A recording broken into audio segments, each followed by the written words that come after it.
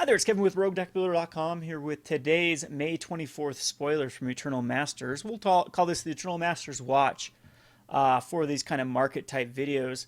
So right off the bat, we have a few confusing reprints already. The Dualcaster Mage was just recently printed in a 2014 Commander deck, and the Dualcaster Mage especially is inexpensive because it's included in a deck that has Wormcoil Engine in it, and it's basically pushed all the prices down of that particular deck down to just in the few dollar range. I know that the Duretti, the namesake of the commander deck, is only about a $2 card, and it's a very powerful and very popular commander. It's just because of how much the red 2014 commander deck has been opened for those Wormcoil engines. So it's okay though. I think that I don't know how much play the Dualcaster Mage sees in Legacy. I think it sees a fair amount. This probably means the white Containment Priest will be reprinted as well in Eternal Masters. And then we're starting to see some filler cards like the Giant Tortoise. And Animate Dead, this was like, I believe around $1 uncommon. It's been reprinted a ton. And then the biggie being Dack Fayden is going to be probably the final Planeswalker. So we're not going to see a Tezzeret reprint if it follows kind of the trend of modern Masters. There was only 2 Planeswalkers per set. So we're going to get Jason Dack Fayden, which I do believe sees the most play out of all the Planeswalkers in Legacy.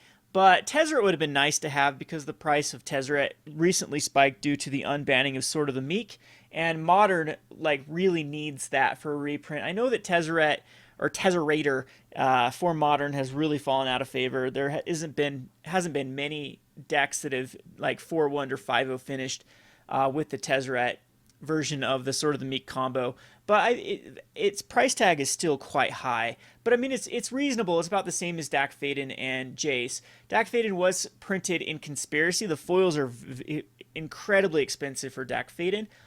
So I do advise that if you have any Dack Faydens from the Conspiracy set, now's the time to unload them. I was holding on to mine because I really didn't think it would be a reprinted this quickly in Eternal Masters, but obviously that was not the case, and now is the time to ship those off. Now on to the biggie, which is Karakas. This is a very expensive card. They're printing it in Mythic status. Another Mythic that's going to be worth quite a bit. It's a Commander staple. No. This is Banned Commander, I believe. Yeah. This is... Correct me if I'm wrong. I think this is Banned Commander because it's so annoying to return a legendary creature to its owner's hand just for the ability just to tap it. But it's basically just a card that you can run in Death and Taxes. Maverick uses this too, I believe. This is a way to bounce their Gaddock Teague if they need to. And it's one of those cards that wasn't printed at all. I don't think it's had any reprintings in specialized sets. So I'll have to see if it's even been in a Judge foil or anything like that, but it's a very expensive card. I think it's in the hundreds of dollars. I'm not quite sure there. I do know that this card is an expensive card, so it's going to boost the price up of the Eternal Masters, at least the Mythics. And all the Mythics are pretty clutch. We have seen our first few Mythics that are pretty much duds. That's the word I'm looking for. But most of the Mythics are very, very high value. So this is going to be Mythic. This is going to be the Workshop, Mishra's Workshop here, which is another card that I think it's not too expensive, but at uncommon, that's a nice little inclusion. Werebear, this card was popular for a while in Legacy. It was another card that can go from a 1/1 to a 4/4 and have that ability to tap for mana. I think Werebear, it's a card that I loved playing with back in the day. Now we do get the card that at rare, instead of uncommon, but still at rare, the Sensei's Divining Top, another huge reprint in the Eternal Masters, and at rare, this is going to flood the market with these. Not really, though. The card is just insanely, the demand is insane for this card because EDH loves this Legacy, especially Miracles. They use 4 of. It's almost an auto-clued in most Commander decks just because it's so easy to... One of the things with the 100-card deck is you want to minimize the variance as much as possible, and that the top does that. I personally think it should be banned in Commander just because of how annoying it is to just have to wait for your opponents to look at the top cards and they can just keep activating it. So just out of a time constraint thing and just as kind of an etiquette thing, I absolutely want this card gone out of Commander. Thankfully, my play group doesn't have a lot of tops running around, but for the few tops that are running around, it is so annoying when that player just continues to look at the top 3 cards, look at the top 3 cards, look at it. Yeah, hate this card. But it is getting a reprint, so yeah, this is another great rare to increase the value of Eternal Masters. Balance, I believe, is like a $20 card, and is banned in most. I think this is for Vintage. Did they unban it in Legacy? I can't remember if they did or not. But it's banned in Commander. Each player chooses the number of lands he or she controls equal to the number of lands controlled by the player that controls the fewest, then sacks the rest. So it's just beyond broken in Commander, and is one of those that's banned. But at Mythic level, this is fine. It's not really a dud of a Mythic. It still holds some value. And I think this will decrease the price of balance quite significantly, being in Eternal Masters. Now we get the very interesting card, which is Shaman of the Pack, which really means that one of the tribal themes that they're going to be pushing in this set is going to be elves. So I'm thinking that we're going to see like cards like Priest of Titania, possibly like Findhoran Elf. What are some other good ones? We could see both the staple tap 2, what's the Birch Lore Elf, and the Heritage Druid could easily be reprinted in this Eternal Masters, as they are both very, very key to the elf strategy. Now, Gaia's Cradle is on the reserve list, so we're not going to see that. And we could actually see Glimpse of Nature, as that's banned in Modern. We've seen a few of the other cards that are banned in Modern, like the Deathrite Shaman. I actually really expect to see Glimpse. Spoil here shortly. Wirewood Symbiote this sees some play every now and again to return an elf to recast. I actually think it is. Yeah, it's a staple card in the elves. Timberwatch Elf isn't, but it's a fun little tribal card for sure. Tapping a creature to give +X/+X to another creature, or target creature gets +X/+X equal number of elves you have on the battlefield. So it'll be fun in limited format to push through a card. Entomb, this is another card that is staple in a lot of decks that want to find a particular card in the graveyard. I do need an Entomb for my... I can't remember. No, this one's not banned. I don't think it's banned in EDH. No. It's the only reanimation spell that's banned is the Nightmare. Anyway, the one that can recur a lot of cards back from the graveyard. But Entomb is a card that is definitely in any sort of reanimation strategy in like Commander. It's definitely an include. I need one for my Balfour deck, and so I'm looking forward to getting an Entomb reprint.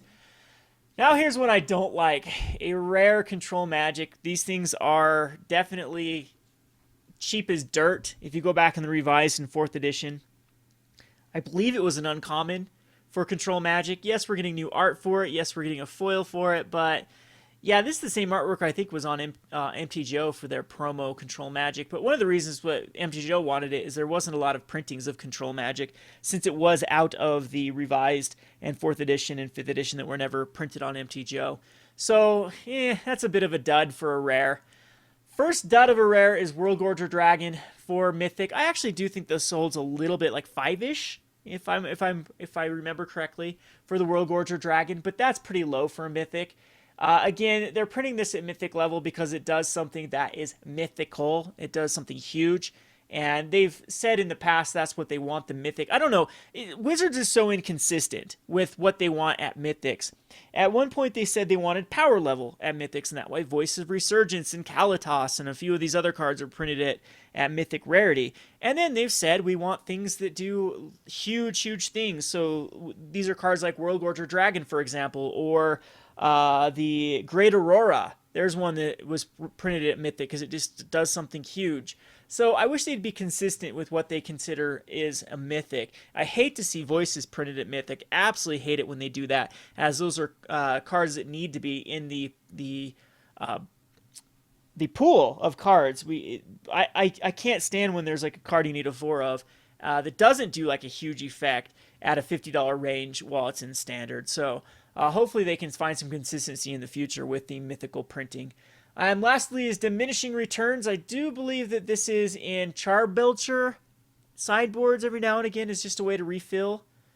See, each player shuffles their hand and graveyard in his library. You exile top 10 cards of your library, then each player draws up to 7. Yeah, so it's a way to kind of like refill if you missed. So you can actually generate a ton of mana up to Diminishing Returns. So you just unload everything, cast the Diminishing Returns, and then Hopefully you can find some more stuff to generate some more mana, find your Charbelcher, and then go off. I'm sure there's some other vintage strategies with this card. There might just be, actually in vintage you have access to easier cards like the Wheel of Fortune and whatnot, but I'm sure that there is some other strategy besides Charbelcher that plays the diminishing returns. So overall, I think we've seen some good spoilers. I like the Elf tribal. I'm still thinking Goblins is going to be a tribal, and Goblin Guide will get a reprint in this set since it was ignored in Modern Masters 1 and 2, and hasn't had like a reprint elsewhere. Goblin Guide isn't worth anything on MTGO just because you can buy a pre-constructed deck with Goblin Guide in it, so it just keeps the price down on MTGO. But for Standard, Goblin Guide is just gone out insane in price. It's really what's keeping people from entering Burn, as I think it's pretty necessary in Burn. It's also very good in Goblins, and it's the one piece in Goblin that's expensive. So if we can see a Goblin Guide reprint, I think that'll be phenomenal for Modern. And then and Goblin is by far one of the most played tribals in the Eternal format. I'm expecting to see Merfolk. I'm expecting now to see the True Name Nemesis reprinted in this. So we'll see Merfolk for blue. We'll probably see soldiers for white. There's definitely some cool soldier tribals. Every now and again, you'll see a soldier tribal deck hit Legacy, as there are plenty of cards in the Legacy format that can really break soldiers. So soldiers for white, goblins for red, elves for green, merfolk for blue, and I don't know, maybe zombies for black. We'll have to wait and see what they end up doing with black, or if they just maybe say the tribal theme for black is just plain reanimation. Anyway, this gives us some cool little information. I think there's some great cards spoiled today. I'll keep you up to date with future spoiler cards. This has been Kevin with RogueDeckBuilder.com. Thanks for watching.